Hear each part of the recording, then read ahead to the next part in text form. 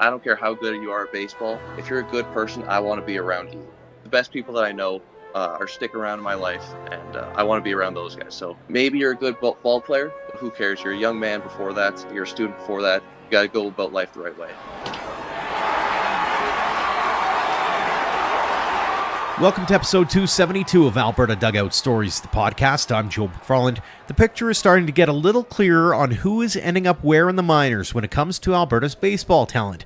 Dawgs Academy and Okotoks Dawgs alum Tristan Peters is with Tampa Bay's AAA affiliate, the Durham Bulls. AHP Academy product and coach Eric Sabrowski is also going to AAA in the Cleveland Guardians system, that team being the Columbus Clippers. And Vauxhall Academy grad Damiano Palmigiani has already started his season with Toronto's AAA affiliate, the Buffalo Bisons. Among some of the other notable players set to start their minor league season soon, Alejo Lopez is in AAA Gwinnett with the Atlanta Braves. On the AA side of things, Justin King, Adam Mako, and Matt Lloyd are all starting there. Oyens Gavin Logan is set to begin the season in High A Hillsboro in Arizona system, and a couple of single A players as well with Matt Kootenay and Matt Wilkinson with the Angels and Guardians respectively. Stay tuned to our website as we hope to publish a full rundown of all the connections and where they are in the coming days.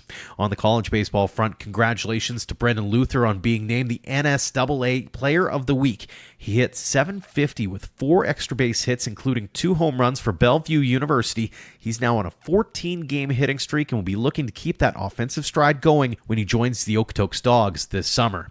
Congratulations as well to former Brooks Bombers slugger and friend of the show Eric Radachik. He's been named the MAAC Player of the Week after hitting .571 with 3 home runs and 6 RBI in a 3-game set for Niagara University. And yet another milestone for Calgary's Cohen Aiken as he is now the Lindsey Wilson College career strikeout leader. Despite dropping a 6-1 decision to Cumberlands over the weekend, Aiken racked up 12 strikeouts in just 6 innings of work, becoming the program's all-time leader with 313 strikeouts. A couple of recent commitment announcements to pass your way. AHP Academy grad Reese Hemmerling will be continuing his baseball journey after this season at Barton Community College. He'll be heading to the University of South Carolina Upstate. And Dawgs Academy infielder Sawyer Feck is starting his collegiate journey with Cochise College in Douglas, Arizona. And one final note, we're wishing nothing but a speedy recovery to Dawgs Academy and Okotoks Dawgs slugger Nash Crowell as he battles back from an awful injury. He was hit in the face with a fastball during a game with Reinhardt University over the weekend. His photos on social have gone viral, and it certainly isn't for the faint of heart. Here's hoping he's back on the diamond soon. Now on to this week's guests, and we will start in the CCBC where opening weekend went off without a hitch.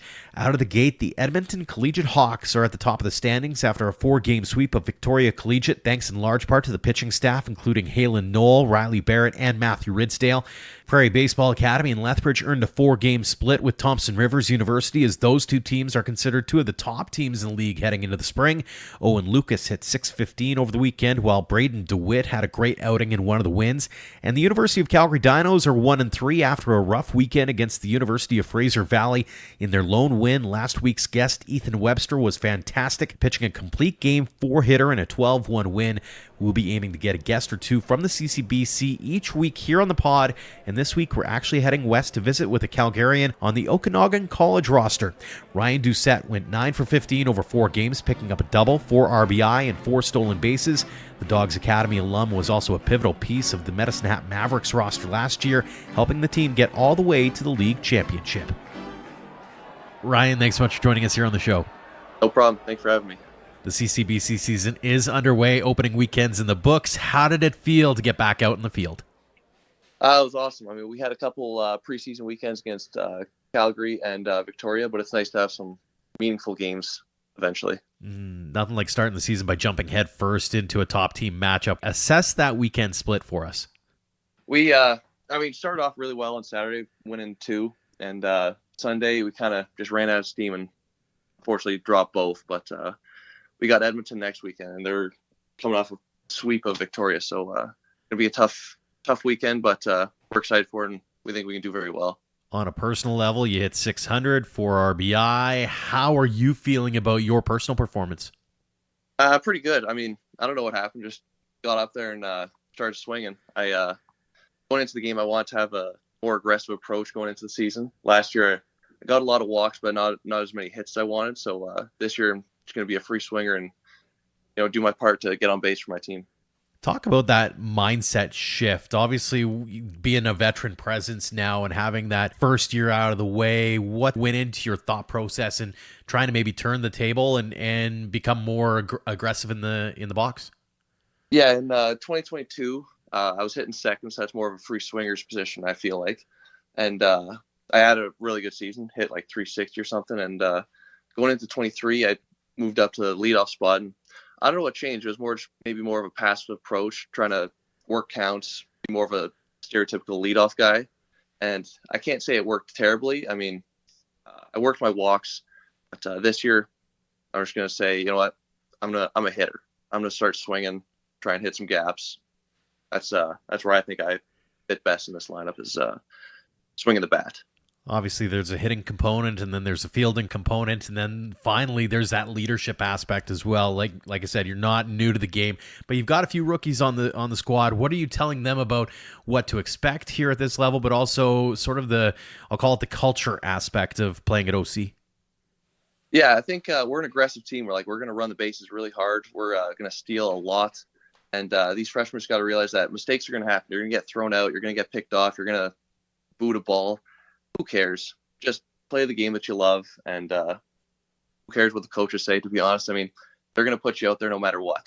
I mean, maybe they'll give you a hard time about booting a ball, but they're going to let you go back out there and make mistakes, and eventually you'll figure it out and gain some confidence and start playing well for us. As mentioned, you had a few preseason games as well to get things rolling, and then you had this past weekend. Give us a bit of a scouting report on the team from your standpoint. What are you seeing out of it, and what do you think the potential is? Well, I think we got some outstanding starters. That's where we're going to live. I mean, it's how we've lived the last couple of years is our starters got to go deep. And that's how we won the first two games on Saturday was our starters went deep and pitched very well. And right now we're just a little banged up on the pitching staff side. So we just got to get healthy. And we also got to rely on a couple freshmen. We got probably 3 or 4 freshmen that'll be a big part of our lineup and probably 3 or 4 freshmen that'll be huge pieces out of the bullpen. So, yeah, that's pretty much what we got. We just got to, get back to what's going right for us. One of the things I learned in talking to different guys at the Alberta teams was everybody seemed to have a different theme for the year. PBA, for example, is saying they need to come back after a disappointing season. And UC's obviously they're looking to repeat for the first time in team history. From an OC perspective, take us into the locker room a little bit. What is the theme? What are you guys feeling heading into this year is going to be the galvanizing moment for you? Well, we feel we're a little pissed off about how last season ended. We feel like we did not perform to our capabilities last year. I mean, we finished out in, I think, the quarterfinals, which is not even close where we want to make it. So, yeah, we're angry, and we feel like we have the best squad in the league. And we feel that the rest of the league knows that too. I mean, we were the number 1 team projected going into the year, and we got a target on our back, and we wouldn't have it any other way. We want to be the best, and show up and prove everyone right. Did last year also prove to be a bit of a learning moment for everybody around the league? Like, hey, you can do all of the things during the regular season, but when it comes to that final weekend in Lethbridge, anything and everything will and probably can happen. Talk us through building up to that moment versus riding the wave until the playoffs and then maybe taking a foot off the gas a bit. Yeah, I mean, last year we lost game 2 against Victoria, and really it was because we couldn't play the game the right way. I mean, they bunted the ball a lot, and we couldn't defend it. So we knew exactly why we lost it because we couldn't take care of the baseball. And I think that's going to be a major focus of this year's, really hounding on taking care of the baseball and playing to our strengths, which is pitching, defense, and run the bases really hard. And then we're going to hit as well. You segued really well into my next question, which was what needs to happen differently heading into that May long weekend for OC? What kinds of things are you expecting out of that squad to make sure that you win that final game of the season? Yeah, I mean, the way the conference works, everyone makes the playoffs. So who cares if you split first weekend? We got to get hot at the right time. That's the only way to win it. And the last 2 champions, I mean, when we won it in 22, we didn't lose any games in the playoffs. We went 4-0. Calgary goes 4-0. I mean, to win that tournament, you gotta be perfect almost. And easiest way to win the tournament is to win all your games and don't take the hard route going through the losers bracket. So yeah, that's pretty much how our goal is, to get hot at the right time and play our best baseball by end of May. From a personal perspective, do you have any goals or expectations of yourself, whether it be stats wise or otherwise? Well, in the off season, you always want to think about, hey, maybe I could win MVP. Maybe I want to be first team, second team. But at the end of the day, I don't really care. I just want to help my team win and get another ring. That's my goal, at least. Pretty solid goal there. Ryan, let's go back in your baseball past a little bit. A product of Calgary. How'd you get into the game in the first place? Well, my dad was a big baseball fan. He got me into Little League when I was really little. And even when I was younger, I was hitting balloons when I was like 2 years old. He would throw me up a balloon and I would hit it with a bat or a club or whatever I had. So, he got me into Little League really young. And then, when I was, I think, 14, I went to the Dawgs Academy and played 5 years there. So that was pretty cool. It's funny, you might be the only person other than myself who's mentioned the fact of playing baseball with balloons. I didn't think anybody else did that, so I'm glad that there's somebody else out there in the world. When you were growing up, did you have a favorite ball team or player growing up? I'm a big Red Sox fan, and growing up, and I guess back then it was Pedroia. Dust Pedroia is my favorite player of all time. I love the guys who are scrappy and just make everything work at the right times. So that's a pretty good one. When did it turn for you? When did it become more than just this fun game that you play on weekends, and that, hey, maybe I can do this at a higher level and maybe even go after a college career in it? Probably when I was around 13, I was like, wow, I really, really love this game, and tried to just do as much as I could. Like, there were all these in Calgary, there's some winter league programs that I always asked my parents if I could play for, and they never let me because it was hockey season and they wanted me to play multiple sports. But when I was around, I think 15 was when hockey started to wind down. I just played whenever I could, and more strictly on baseball, which I'm very happy with. And by the time 15, like once I made it to the Dogs, and that's kind of a college prep sort of program, I really wanted to play college baseball and just play kind of as long as I could. Talk about Dogs Academy and what that program's meant to you, not just from the baseball side of things, but from the personal side as well. Oh, it's huge. I mean, some of my best friends I'll ever have are from that program. It's some of the coaches I still have contact with, and I still love all those guys. And they've done so much good for me, way more than just baseball. I think they've made me into the man I am today. And I got nothing but respect to the Dogs. How cool is it to not just be a part of that program, but I know you coached there as well. So to be able to give back to that program and back to that community in that kind of way. Yeah, it was really awesome. A lot of fun. I mean, when I was in the academy, there was always the college players that come back, and those guys were always the cool guys, and I want to be like those guys. And my parents always told me that if you have the chance to go back and coach, you should definitely take it, because it was an outstanding experience and really fun to, different side of the game. Being a coach is way different than being a player. And that's something I really enjoyed when I was part of it. When you look back on that experience, what did you take away from it that maybe you were able to work into your playing part of the game? Well, I tried to think of, when I was coaching, what would I want to hear as if I'm not doing that well? If I'm in a slump or something, what would I want to hear from a coach? So when I would just kind of think about that. If I'm in a slump right now, I'll just think of, what do I want to say to myself? And that kind of helps me with confidence and all that kind of stuff. Looking back on your young career to this point, do you have any favorite memories or moments where you went, man, I can't believe I get to do this? Well, probably winning the conference 2022 is probably my best baseball memory. That was the most fun I've ever had. That whole 2022 year was probably the most fun I'll have in my entire life. But hey, hopefully 2024 will be pretty similar, huh? Absolutely. What was it about that team in 2022 that really stands out to you? Like, this is what set us apart from everybody else? Well, I think we're just super, super talented, but more than that, just a really great group of guys that love being around each other. Like, we would hang out as a team all the time throughout the week, and just hanging out with a bunch of great guys on the bus, and just great humans to be around.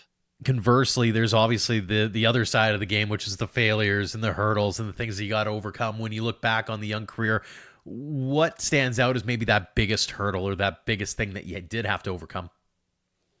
Well, I'm hoping it's going to be coming back and winning the conference here, because I was very upset right after we lost last year. So I'm hoping that's going to be the biggest hurdle that we overcome.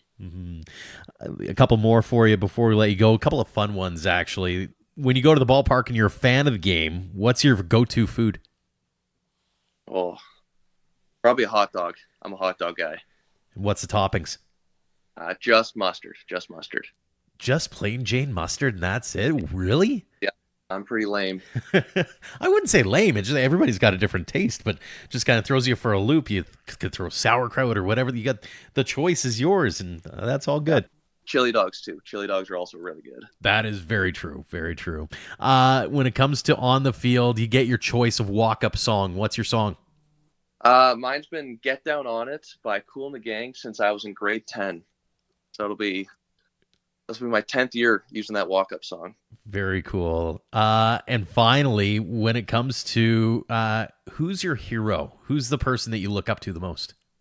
Oh, it's got to be my dad. I mean, yeah, he's been outstanding. He's been a great father, and he's been super supportive. And he's put me in a great position to succeed in life. And I want to be like him. That's fantastic stuff. Speaking of being like him, a lot of youngsters are probably listening in or lean on you for advice, whether you're at Dawgs or whether you're back in at OC, and you got those kids who are saying, hey, what do you got a piece of advice or some words of wisdom? What is that one piece that you'd like them to take away from what you've experienced? Well, I mean, maybe you're a baseball player, but more than that, you're a human. You're a young man, and some of my favorite teammates, I don't care how good you are at baseball. If you're a good person, I want to be around you. That's like the best people that I know are sticking around in my life, and I want to be around those guys. So maybe you're a good ball player, but who cares? You're a young man before that, and you're a student before that, and you got to go about life the right way. And the final question that we always ask everyone here on the show, what does the game of baseball mean to you? Well, it's everything. I mean, I don't know what I'm going to do in a couple months when it's over, but it's been the greatest time of my life, and I wouldn't trade it for anything. It's been an absolute blast. It's been an absolute blast getting to hear a little bit about your journey, Ryan. Really appreciate it. Congratulations on all the success you've had at this point, continued success at OC and beyond. And again, thank you so much for joining us here on the show. No problem. Thank you. Next up, we have AHP Academy grad Cole Huebner. The Indian Hills Community College freshman is fresh off a fantastic stretch of games where he was named the Iowa Community College Athletic Conference Pitcher of the Week and the National Junior College Athletic Association Pitcher of the Week. In 2 5-inning outings, Huebner struck out 18 batters in total while allowing just 1 run on 8 hits. He's now 4-1 with a 2.67 ERA in 6 starts. Cole, thanks so much for joining us here on the show. Absolutely. Thanks for having me. What a run you've been on recently, those 2 great starts in particular. Let's start there. What was working for you during those 2 outings? I was kind of just able to locate my 2 pitches, fastball and slider. Kind of just trying to, work the other half of the zone, establish the fastball early, and then, kind of get the slider in when I needed to, and just kind of work ahead all game. That was kind of the main keys I was trying to focus on.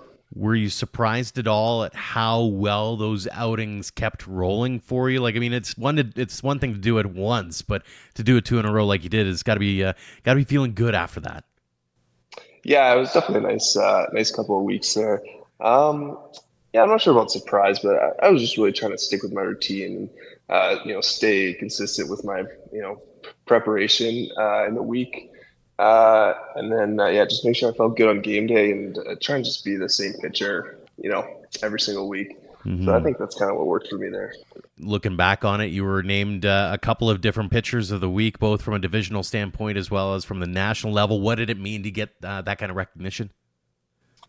It was a fun honor for sure. It was I had some old teammates kind of reach out to me and say some congratulations. So that was fun, kind of getting to reconnect with those guys, and it was a bit of a surprise, but it was definitely a good individual accomplishment. I know a lot of players are their own biggest critics, and so I've got to ask, through this point of the season, how would you grade your performance? I think statistically it's been good, but there's definitely some kind of things I need to improve upon. I think I need to get my slider in the zone more, and I've been working on kind of getting my changeup. Just having it be a more useful pitch, something I can throw with 2 strikes. So in terms of kind of my stuff and my game plan and approach, I'd say I'd give myself a B. It's a solid grade for a freshman. Talk a little bit about that and the adjustments that you've had to make to the college life and getting used to a higher level of ball down there. Yeah, well, obviously I took a gap year last year, so I'm a little bit older, I'm a freshman, so that's definitely helped. And then I'd say, playing in Sylvan Lake last summer helped me kind of get up to speed. But yeah, even then, just living away from home is a bit of an adjustment. So it took some getting used to in terms of that. And then kind of just every day. I don't like using the word grind, but just kind of the repeated process of having to show up every day and put in a fair amount of hours. So that's been a bit of an adjustment, but I'd say it's been a pretty good process getting used to college. Mm-hmm. Talk a little bit about the pitching aspect of things, because I'm always curious. You leave Alberta and you go down south, or you go to any collegiate level of ball, and you're kind of expanding your repertoire a little bit. You mentioned that you've got your 2 pitches that you kind of lean on. Talk about the development of some of the other pitches that you're working on, and some of the coaching and tactics that you're able to tap into at Indian Hills. Yeah, so kind of like I mentioned before, working on my changeup with my head coach and pitching coach right now. Just getting that more consistent feel out of the hand with that. And then another big thing we've been working on is tunneling the slider with the fastball. So starting it at the same spot to so out of the hand it looks similar as possible to my fastball. So I'd say those are kind of the 2 biggest things we've been working on the last little while. Heading into the season, did you have any goals or expectations of yourself? Yeah, I mean, I wasn't really sure what my role was going to be going into the season. So my main goal was to just solidify myself as one of our weekend starters. And then, just help the team as much as I could and, rack up a decent amount of innings. Those were kind of my main priorities. Well, you're certainly doing your part, and it's a big part in a strong Indian Hills team to this point. What's been key to the team's success so far? Yeah, we've kind of been just playing our game as much as possible. Our infield defense has been really, really solid to start the year. And, pitching from the pitching staff, just trying to throw as many strikes as possible and just be competitive in the zone. Those have kind of been, I'd say, the main factors in our success so far. Mm-hmm. One of the things I noticed when I was going through the roster is how international the makeup of it is. You've got players from Dominican, you got New Zealand, Australia, Venezuela, Sweden, Japan. I mean, this is about as international a roster as I've ever seen at the collegiate level. Talk about how cool or interesting it is to be able to be a part of that and see different cultures come face to face. Yeah, that's definitely something we talk about quite a bit. The other day, our starting lineup, I think, only had 2 Americans in it. I believe it's 5 or 6 different languages are spoken on our team. It's really cool to just kind of hear from people from other countries. My roommate is actually from Japan, so kind of learned a lot about their culture and some of the things they do. In baseball and just in regular everyday life.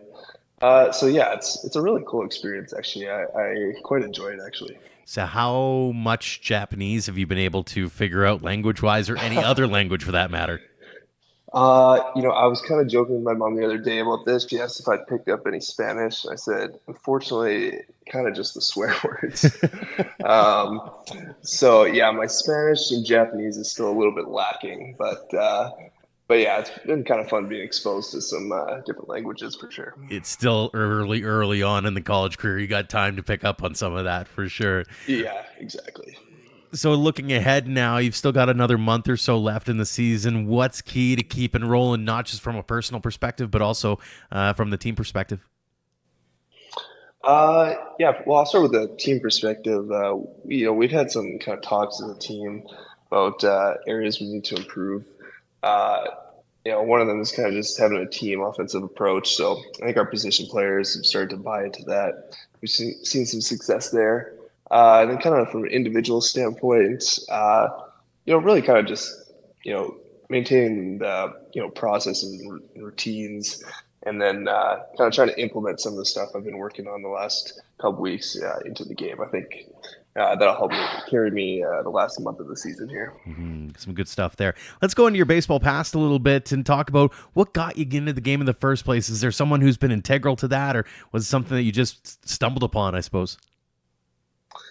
Yeah, I think one of my earliest baseball memories was what was the team? The Edmonton Capitals, I believe. I forget what level they were. They were a minor league team in Edmonton. I remember going to one of their games and really being drawn to the game then. And then my dad and I just started playing in the yard, and yeah, pretty soon I was signed up for minor baseball and kind of played ever since, to be honest. When you were growing up, were you an all-sport athlete, or were you all baseball all the time?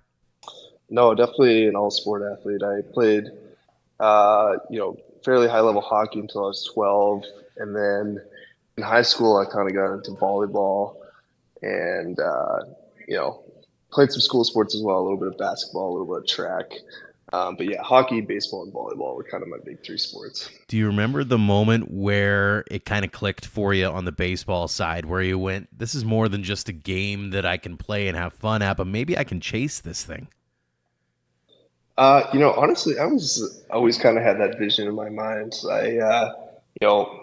Obviously, I think every kid dreams of playing in the MLB one day. And I'd say I was definitely in that boat. I had pretty lofty goals, from the very beginning, I'd say. Did you have a favorite player or team growing up?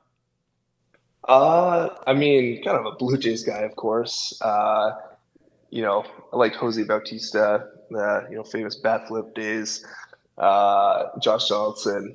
Yeah, just kind of that whole 2015 Blue Jays team I was a pretty big fan of. Talk a little bit about AHP. And I know that they're always singing the praises of the work that you're doing at Indian Hills, but talk about their influence on you, both as a ball player and also as a human being.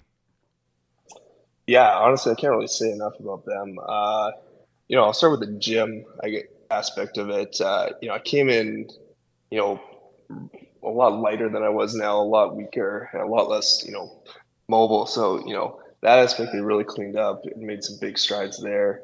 And then, the mental aspect, yeah, Taylor specifically, he's taught me a lot about, how to approach, training and, the game itself properly. So, yeah, honestly, can't really say enough about them. They do a fantastic job.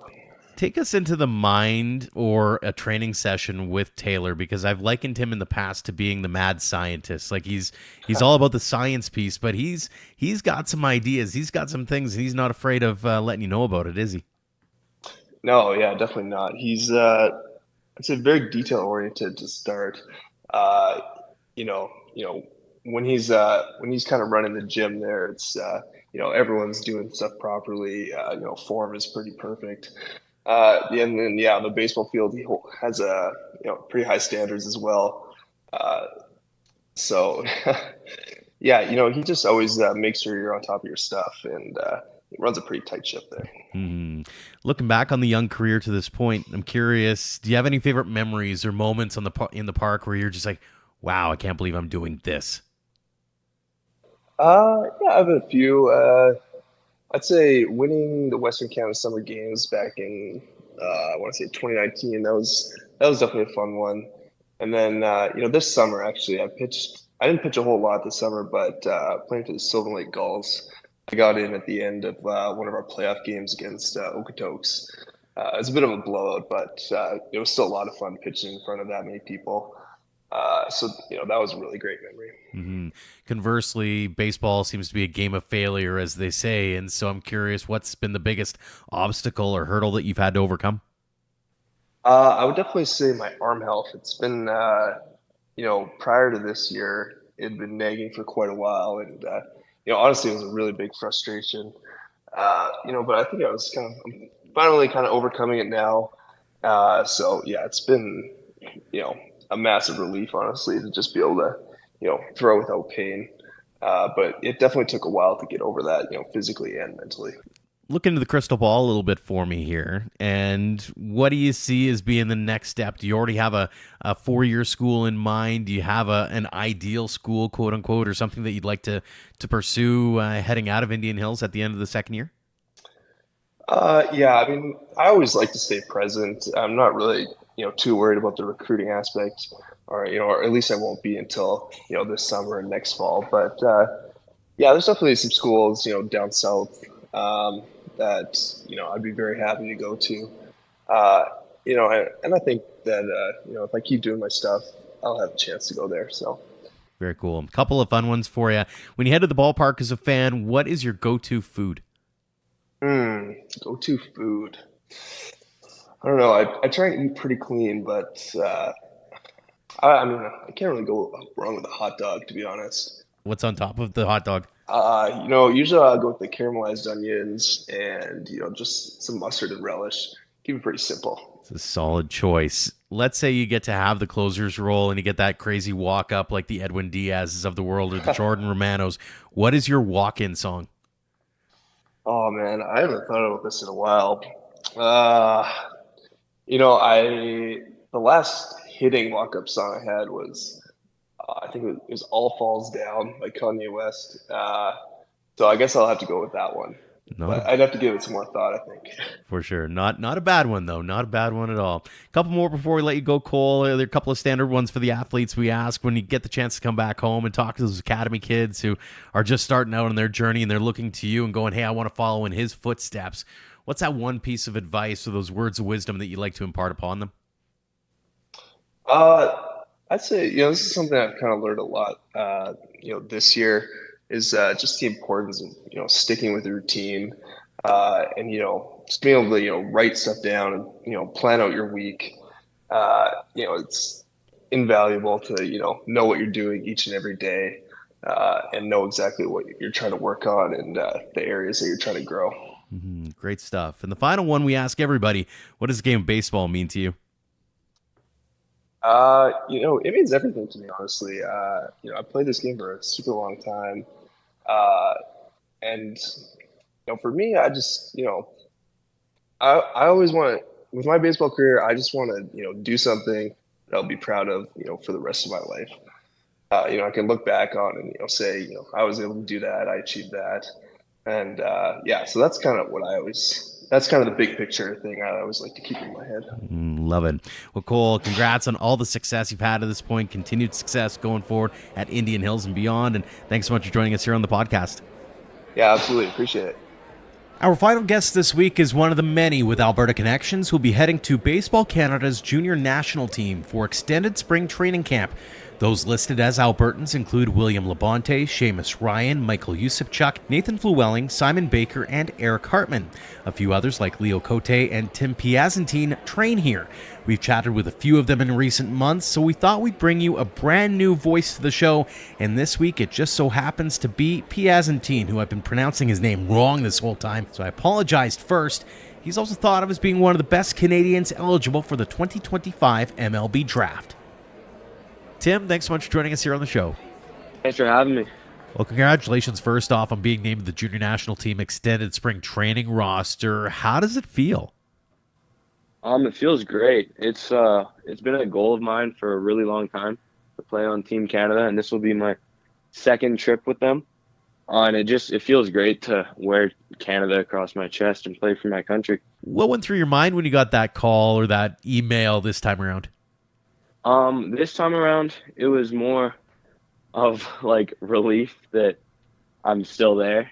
But the first time I got the call for the Dominican trip, I was just like super excited because honestly, I didn't really fully expect to make it. Like I knew I had a chance, but I was just super excited the first time.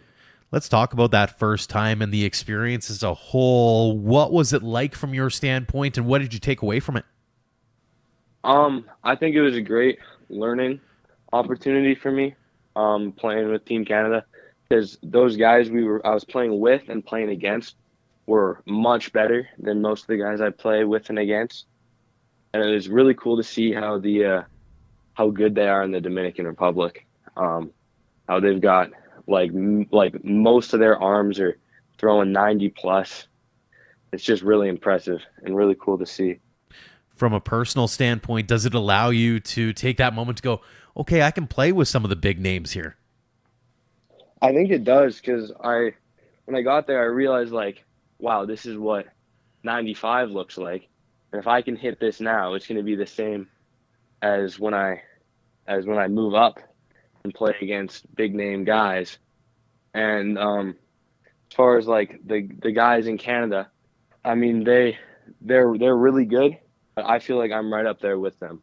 How much of these kinds of experiences do you take away as being playing, and how much of it is being that sponge and learning from the expertise around you, whether it's your fellow players or coaching staffs or that kind of thing?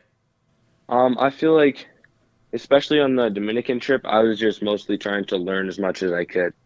The coaches have so much experience, and I was just trying to learn as much as I could from everyone. Mm-hmm.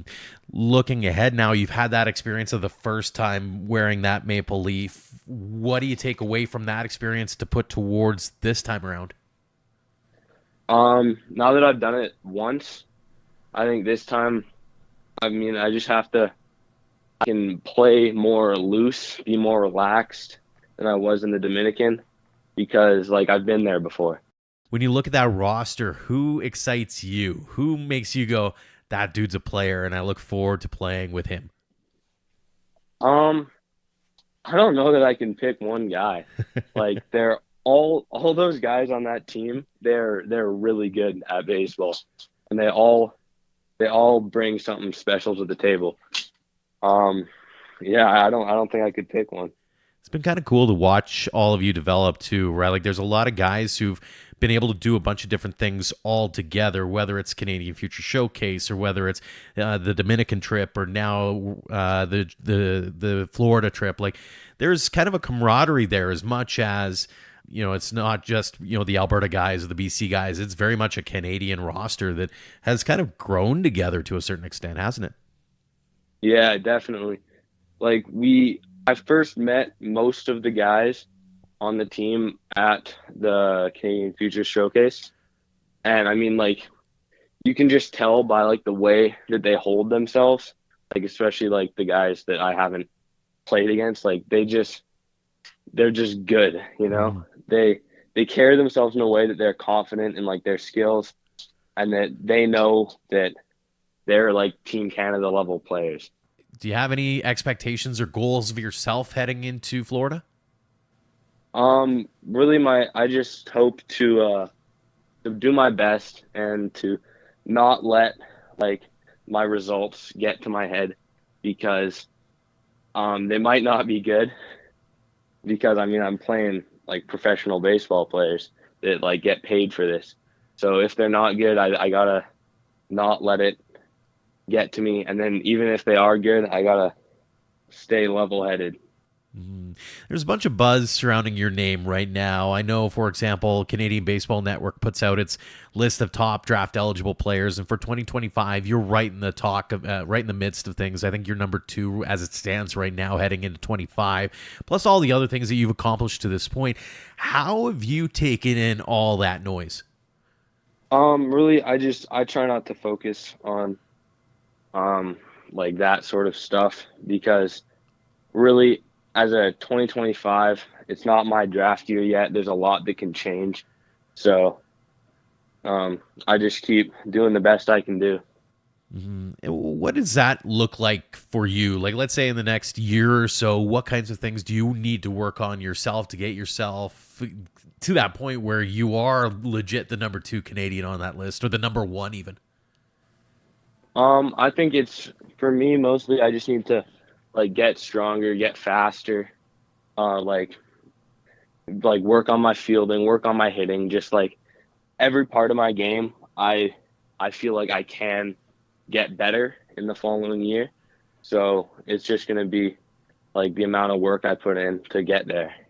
Well, you've certainly put in a little bit of work to get to the point you're at now. So let's dive into that a little bit, and your journey to where we're at now. And it starts in Coquitlam, BC. So who got you into the game in the first place?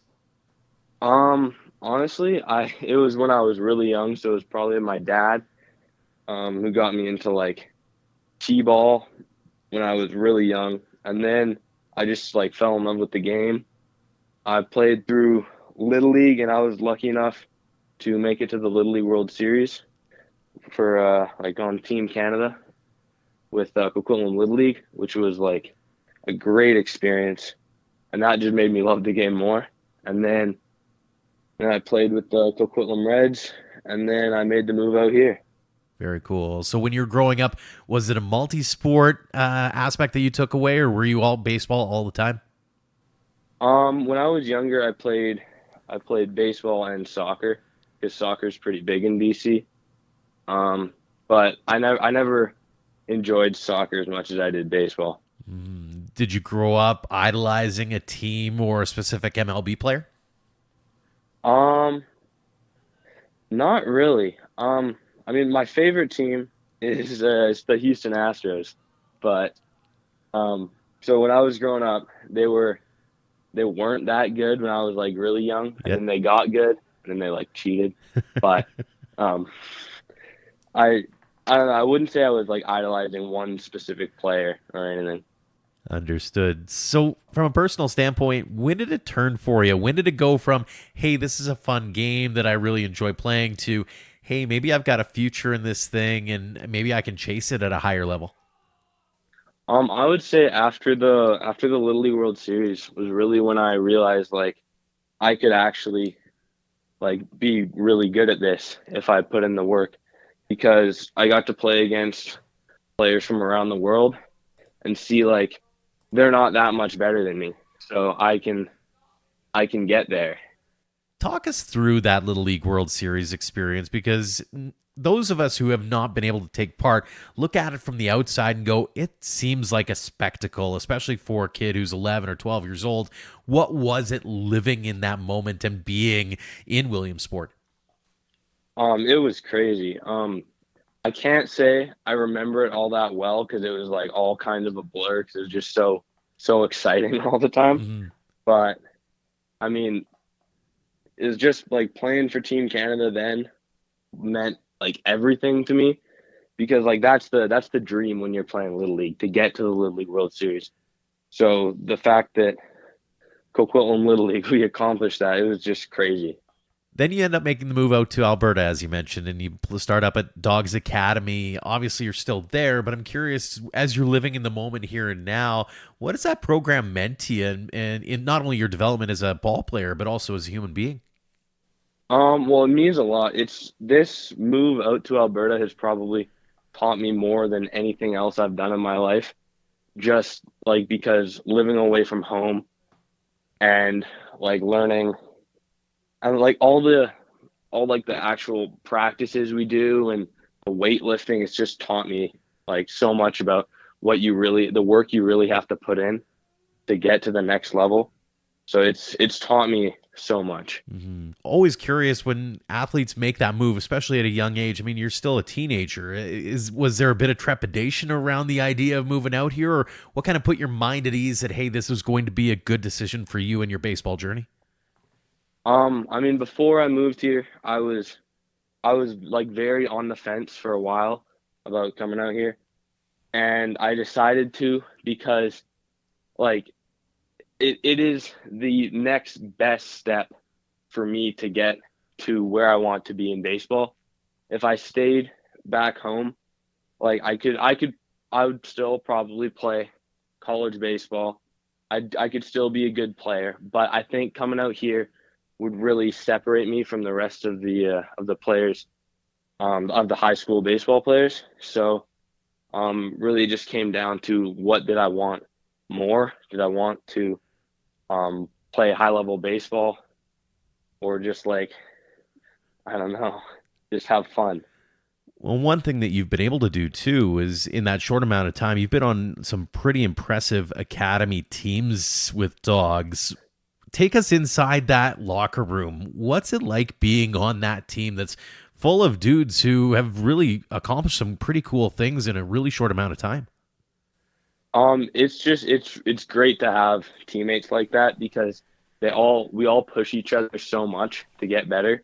There's no like room for skipping practice or like skipping out on lifts or anything. Like we just push each other so much, and I feel it makes each and every one of us like so much better. Looking ahead a little bit now, not only do you have the junior national team to look forward to, but obviously a future at the University of Miami. That's where you're committed. What was it that drew you to that school particularly? For my college recruitment, it started with me getting invited to the PBR Futures Games in Atlanta. So I went there, did a showcase tournament. We played a few games, and then I got a lot of college exposure from there. And then, I mean, Miami saw me there, and decided to give me an offer, and I committed there. Very cool. What excites you the most about heading down there? I gotta say, like, the school just seems great. And playing in a conference as good as the ACC is just, I mean, it's just like a dream come true. That I get to compete against those level baseball players. Like, some of the guys I'm going to play against are definitely future big leaguers, future all-stars. Like, really good conference, and the school seems great. Have you thought about that distant future at all? Like whether it's getting drafted, playing pro, going to the major leagues, that kind of thing. Do you have an idea as to what's next for you, or what you've got kind of goals in mind level wise as say 10 years down the road? Have you ever thought that far down the road kind of thing? I mean, I try not to focus on stuff that far down the road, but my end goal would be to get to the MLB. Like that's like what I want to do. I try to focus on what I can do now to help me get there versus like just imagining me there in 10 years. Mm-hmm. So with that mindset, what do you think needs to happen? What kinds of things are you working on the day-to-day to make sure that you're getting closer and closer to that end goal? Really it's just like the physical aspect, like just getting stronger, getting faster, like moving better, hitting the ball better. And then probably the more important aspect is like the mental part of the game, which is why I feel like this Florida trip is going to help a lot, because I have to learn to deal with failure, like a lot of failure, and it's going to happen. I have to learn to deal with it so that I can stay level-headed and like stay in the games when I'm not playing as good as I feel I should be. Mm-hmm. A couple of fun ones before we get to the last few questions here. On the fun side of things, when you head to the ballpark and you're getting to just be a fan, what's that go-to food that you hit up at the vendors? Food? I mean, I'm not a big hot dog guy, but I mean, at a baseball game, I'll have a hot dog. But if they have like pizza or something, I do like a pepperoni pizza. When it comes to your walk-up tune, do you have a preference? Oh, I like rap or like hard rap music for a walk-up song.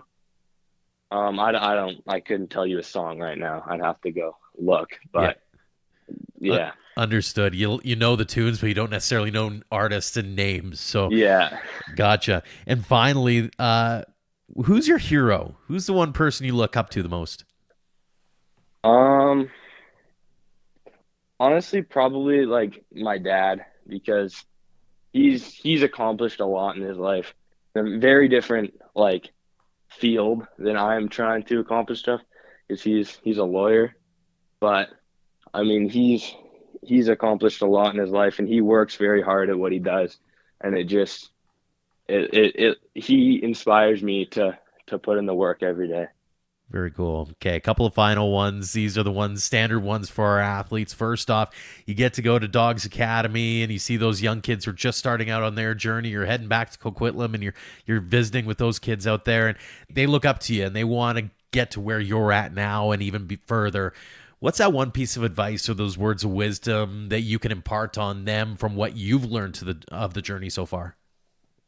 I would say that the most important thing is just to put in more work than the competition, than what everyone else is doing. Just do a little bit more than them, and it'll make a huge difference in your development as an athlete.